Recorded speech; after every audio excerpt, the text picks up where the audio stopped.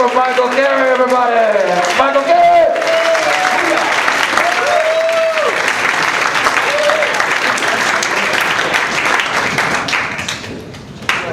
How's everybody doing? Well, I'm doing pretty good too, despite having the mind of an addict. You know, the mind of an addict's a bad neighborhood. It's a bad neighborhood to live in. It's not much better to visit. You can believe me on that, 'cause I go through it every day in this head of mine. So I'm out there trying new things, changing things up. There you go, I better on the mic. Thanks, Linda. So I'm on the computer and I see this ad for Central Casting to be an extra in movies or TV shows, something I always wanted to do. So I go down to their office and it was more like Central Booking. They did everything but fingerprint me and put me through the system. They put me through a lot of pictures, a lot of paperwork, but I got through it. So a week later I get a text. Are you available for work? Text yes or no, so I text yes. Okay, a couple hours later I get a text, you've been booked to be a client, 69, Law and Order, call back at 9 o'clock tonight for wardrobe and other details.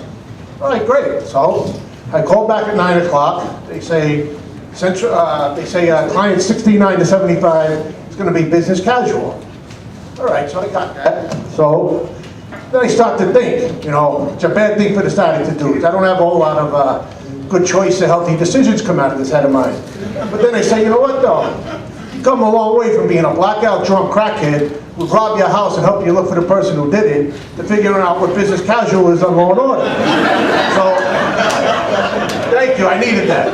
So anyway, so now I'm starting to say, you know, the Central Casting, it's like a secret society. They're giving you a little bit by this fucking mic. Just little bit by little bit at a time, you know?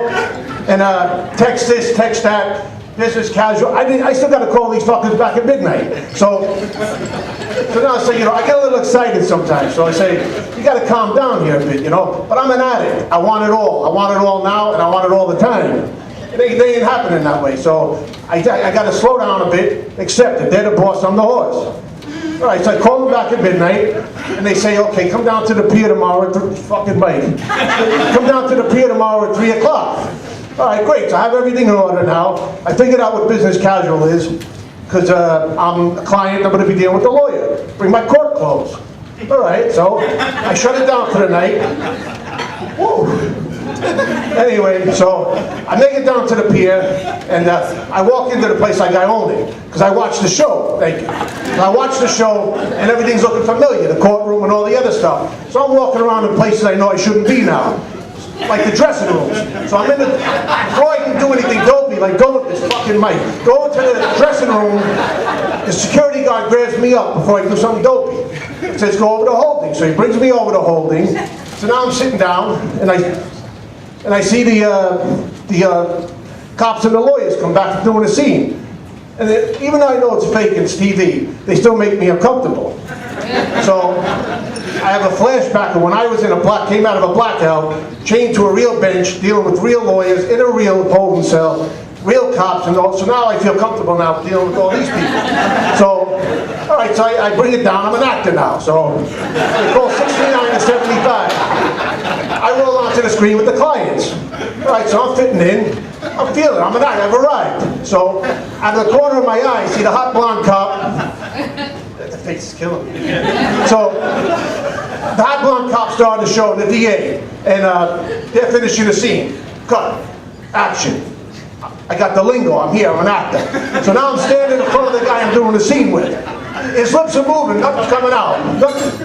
Nothing's coming out, and cut, action again, same shit. All right, again, lips are moving, nothing's coming out. So now I got a big mouth. You wouldn't know it with this fucking mic, but I do. I don't want to use my big mouth street voice, so I go into my actor's voice, because that's what I am. Guy, I can't hear what you're saying. I can't hear what you're saying. All right. This guy, keep in mind, he's a slick dressed lawyer. He says to me, you big fucking goon. Big fucking goon. You're an extra to be seen, not heard. All right, no problem. No problem. So, cut, action, all the bullshit. So, we go through the scene. He's doing it. I go into my crack, jaw grinding, head spinning, eye popping all over the place. How the scene gets passed, I don't know. So, the guy yells, cut. All right, so we finish it up. And I'm almost finished. So, I walk back feeling good about myself now because I got through the scene, no help to this guy. So I go back, I sit down and hold it. The guy yells, whoever the hell, director, cut, that's a wrap, thank you everybody. So now, I want to blow this guy off, but I want to be professional because I'm an actor now. So I say, let me go over and talk to this guy. You never know, he might know somebody that might ask me back.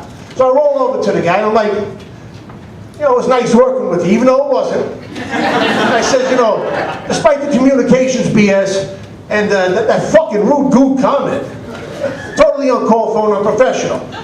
And I'm still going, but he's walking away. Because I seem to have that effect on people. They can't get away from me quick enough. Something I'm working on, along with a lot of other things. Look for me on Law & Order. Don't blink. Thank you for my time. And that's that.